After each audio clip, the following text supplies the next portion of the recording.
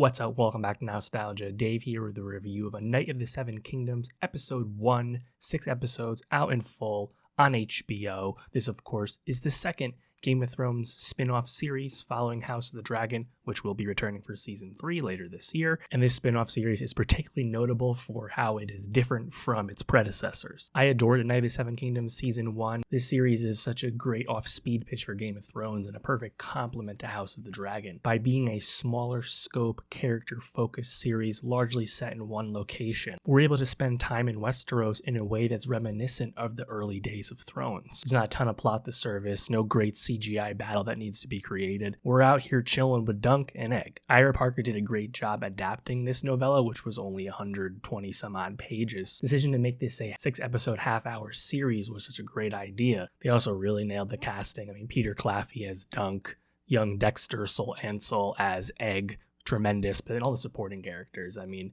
Daniel Ing stealing the show as Lionel Baratheon, Finn Bennett as Aerion Targaryen, Bertie Cavell and Sam Spruill as Baelor and Maekar. The show is a great success, and I'm really excited to see the next two novels adapted, and I also think there is potential room to go beyond the book once again, given how successful this realization of this period of Game of Thrones history was. You know, overall, it's a really faithful adaptation of the novel, which I just recently read for the first time after having the Knight of the Seven Kingdoms compilation book on my shelf for probably 10 years at this point. I finally read The Hedge Knight Book 1, and I thought they did a really fantastic job of just kind of bringing us into here. I mean, the essential conceit of the Ashford tourney and having a tourney be the one location to set our plot works out really well, and also why I'm really excited about the Game of Thrones stage play adaptation that's finally beginning over in England later this year. That, of course, is adapting the tourney at Harrenhal, which, of course, is very famous in Game of Thrones lore. I think that's a great idea.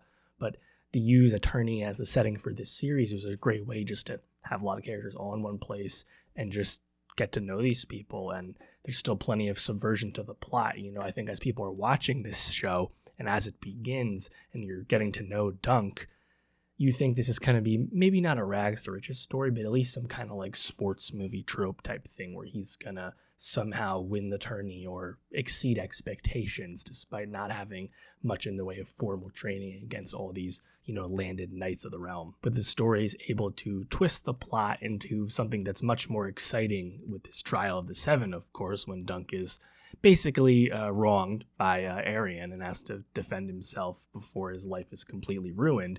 They do a great job of not overextending the twist about who Egg actually is in terms of his identity and his family and whatnot. I think they drop that twist in at just the right time, and they seed it pretty heavily. You know, if you're looking out for it, I mean, it's certainly nodded to, but I like the way they played that. And yeah, I thought this was just a really satisfying show. And, you know, I think Ira Parker, the showrunner, deserves a lot of credit for what changes they did make, namely like all these flashback scenes with Sir Arlen of Pennytree.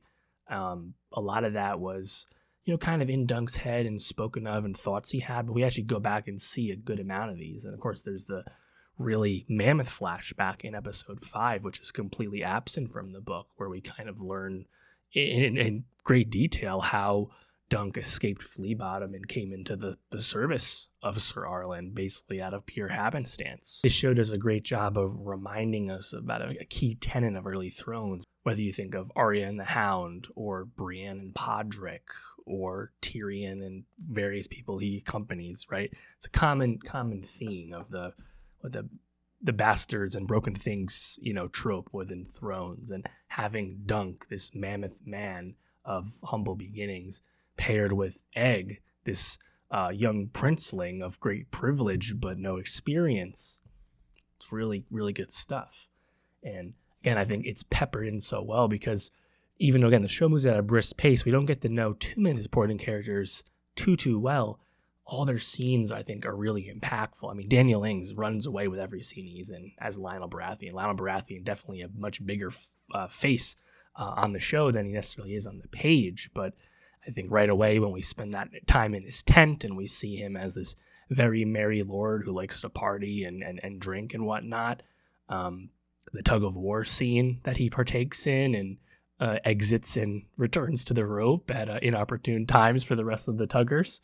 That was cool. The opening scene of the final episode 6, where he's peering down at a completely bludgeoned and bruised Dunk with his maester in tow. And of course, you approach this show in the macro. This was a really exciting show for HBO to get right, because this is a much cheaper, more affordable way to return to the world of Westeros. This show cost a fraction of what a House of the Dragon or Game of Thrones episode costs, right? And that makes sense, largely character focused, one setting, limited in terms of CGI budget, all those things, right? Makes a lot of sense. But I think also it really works for the viewer and the fan, because to see the vastness of the sandbox of Thrones really for the first time, I think, to people that weren't really in the weeds as book readers, right? Seeing the scope of House of the Dragon, right? The Targaryen Civil War, the dance, something so epic and famous in Thrones lore. Contrast that with a character show with a Night of the Seven Kingdoms, which is about effectively two characters, dicking around. Thrones can do both. This is something we haven't talked about with Star Wars. Star Wars can be a lot of things. I think Thrones can do that too, and I'm really happy that we have a Night of the Seven Kingdoms here. Also, it seems like due to its smaller scale production-wise, this is a show that is going to come back around a lot more frequently. They're already filming season 2 right now, so we have to imagine we'll probably get season 2 next year at some point. Maybe not January again, but probably sometime in 2027 we will get the show again, and that's pretty cool. Now, thinking about where this show goes, and spoilers, for Game of Thrones lore and the books and whatnot, feel free to drop off now, but stick around if you're okay with spoilers about Dunk and Egg. Only two more novellas, right? Much like the proper Song of Ice and Fire books, George R.R. Martin did not finish other Dunk and Egg novellas he had planned. So it's 2 more novellas. So that's clearly seasons 2 and 3. Very exciting. We're going to go to Dorne. Frankly, this will be the most time we spend in Dorne with season 2 compared to the very brief moments we spent there on Game of Thrones proper. So that's cool. But what about afterwards, right? Could they potentially make a season 4, season 5 about one of those other novellas George has planned? I know Thrones has largely gotten into trouble where they go off the page, right? Obviously, they ran out of books to adapt and they had to wrap up the main series somehow. We know we're not going to relitigate that. House of the Dragon, a show that I'm very high on, but other people are more mixed on. Fire and Blood, not exactly the most detailed storytelling, right? More of a textbook, more of a history book. There's gaps to fill in terms of how you plot things. Night of Seven Kingdoms, though, maybe because it's such a smaller focus type thing, you could create additional seasons and stories without having the source material readily available. Maybe that's easier to pull off. That'd be my assumption. Now, doing the other novellas is one thing, but I also think about the appeal of going to the future. We know about Dunk and Egg's ultimate fate at Summerhall, which I won't say here, but that is known. The details of that is not known. I'm not saying you necessarily have to adapt what happens at Summerhall, but maybe we at least spend time with Egg as the king when he becomes Aegon the Unlikely, right? I'd be curious about that. Maybe we'll see Maekar, his reign at some point as a way to have returning characters come back in the fold. Do we see Aerion? Do we see him drink the wildfire at some point? Maybe it's a bit contrived because in terms of bringing the plot back together, but that's a possibility. But I'm most curious about seeing Aegon as the king and dealing with the subsequent Blackfire rebellions, but also when Dunk becomes a knight of the Kingsguard and ultimately the Lord Commander under Egg, and then Dunk has to fight Lionel in a trial by combat over marriage disputes. That'd be a cool way to bring Lionel back into the fore, right? But would they do that? Would they take this show that far where you almost assuredly have to recast Aegon? Because, Dexter Ansell, he is what, 12? 10 years old? He's 11. So he shot this when he was 10. Even in 5-6 years from now, he's still going to be barely 18. Will he be able to plausibly play a king in his 30s? I don't know. Probably not, right? He's pretty precocious these days. Do they have much appetite for recasting Egg, but assumingly keeping Claffey as Dunk? Probably not, right? We're getting pretty far ahead of ourselves here. My point is, I think this show is scratching a different itch for the Thrones fan, the Thrones viewer, that it'd be a shame if it ultimately has to end after 3 seasons, right?